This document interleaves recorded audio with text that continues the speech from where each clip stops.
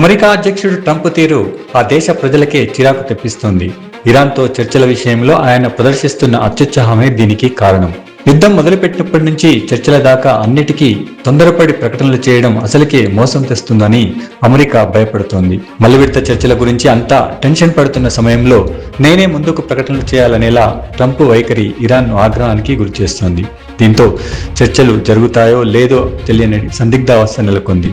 ఓవైపు ట్రంప్ బెదిరిస్తుంటే మరోవైపు ఇరాన్ తగ్గేదేలే అని పట్టుదల ప్రదర్శిస్తోంది. పాకిస్తాన్ వేదికగా జరిగిన చర్చల కోసం అమెరికా, ఇరాన్ ప్రతినిధులు భారీ సంఖ్యలో హాజరయ్యారు. కానీ అక్కడ ఎలాంటి ఫలితం రాకపోయేసరికి ఇంధన సంక్షోభం ఎదుర్కొంటున్న ప్రపంచం తీవ్ర ఆందోళనలోకి వెళ్లిపోయింది. సీజ్ ఫైర్ ముగిసే లోపు రెండో దఫా చర్చలు ఉంటాయని ప్రకటనలు వినిపించడంతో కాస్త ఊరట కనిపించింది. కానీ అంతలోనే సీనియర్ స్టాఫ్ సలహాలను పక్కన పెట్టిన ట్రంప్ చర్చల కోసం జరుగుతున్న దౌత్య ప్రయత్నాలను దెబ్బతీసేలా బహిరంగ ప్రకటనలు చేశారు. ఇరాన్ వెళ్లిన పాక్ మధ్యవర్తులు ఇచ్చిన సమాచారంపై మాట్లాడడం మొదలుపెట్టారు.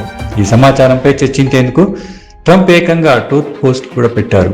పాత్రికేయులకు కాల్ కూడా చేశారు. తమ షరతులకు ఇరాన్ అంగీకరించిందని కూడా చెప్పుకొచ్చారు. నిజానికి వాటిని అంగీకరించేందుకు ఇరాన్ సిద్ధంగా లేదని సంబంధిత వర్గాలు పేర్కొన్నాయి.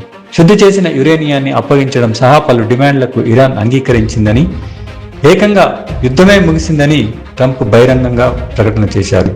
ఈ వ్యాఖ్యలే ఇరాన్కు కోపాన్ని తెప్పించాయి. ట్రంప్ ప్రకటనలను ఆ దేశం తోసిపుచ్చింది. చర్చల కోసం జరుగుతున్న ప్రయత్నాలను పక్కన పెడతామని కూడా తేల్చి చెప్పింది. మొత్తం మీద ట్రంప్ అత్యుత్సాహం వారం రోజులుగా కాస్త ఆశావాహంగా కనిపిస్తున్న వాతావరణాన్ని దెబ్బతీసింది. మరోవైపు ఇరాన్లోని నాయకత్వంలో చీలిక ఉందన్న నిఘా వర్గాల సమాచారం కూడా అమెరికాను కలవరానికి గురిచేస్తుంది. ఇరాన్ విదేశాంగ మంత్రి అబ్బాస్ అరాక్చి, పార్లమెంటు స్పీకర్ మహమ్మద్ గాలిబఫ్ బృందానికి ఐఆర్జీసీకి మధ్య విభేదాలున్నాయనే అనుమానాలున్నాయి. కరడుగట్టిన ఐఆర్జీసీ నాయకుల చేతుల్లోకి ఇరాన్ వెళ్లిందన్న వార్తలు వచ్చినది ఇప్పటికే అందరికీ తెలిసిందే. ఒకవేళ ఒప్పందం కుదిరితే ఎవరు చేసిన సంతకం చెల్లుబాటు అవుతుందనే ప్రశ్న కూడా ఇప్పుడు అమెరికాను వెంటాడుతోంది. మరోవైపు ఇరాన్ న్యూక్లియర్ ప్రోగ్రాం ఇరు దేశాల చర్చల్లో కీలకాంశంగా మారింది. యురేనియం శుద్ధి చేయడం పూర్తిగా ఆపేయాలని అమెరికా పట్టుబడుతోంది. ఇదంతా ఓ క్రమంలో జరగాలని ఇరాన్ కోరుకుంటోంది. ప్రస్తుతానికి ఈ యురేనియం శుద్ధిని తాత్కాలికంగా నిలిపేసి తర్వాత కఠిన పర్యవేక్షణలో పరిమితంగా అనుమతించాలని ఉంటోంది. ఇదే చర్చల్లో ప్రధాన అడ్డంకిగా మారింది. ఈ డిమాండ్కు బదులుగా ప్రపంచవ్యాప్తంగా ఫ్రీజ్ చేసిన ఆస్తుల్లో కొంత మొత్తాన్ని విడుదల చేసే అంశాన్ని అమెరికా యోచిస్తోంది. అయితే వీటి విడుదల వెనుక కఠిన షరతులు ఉన్నాయి. ఇక కాల్పుల విరమణ సమయంలో అమెరికా హార్ముజ్ను దిగ్బంధించి ఇరాన్ ఓడరేవుల నుంచి రాకపోకలు సాగించే నౌకలను అడ్డుకుంటోంది. హార్ముజ్ సమీపంలో టెహరాన్ నౌక తౌస్కాపై వాషింగ్టన్ బలగాలు దాడి చేయడం ఉద్రిక్తతలను మరింత పెంచింది.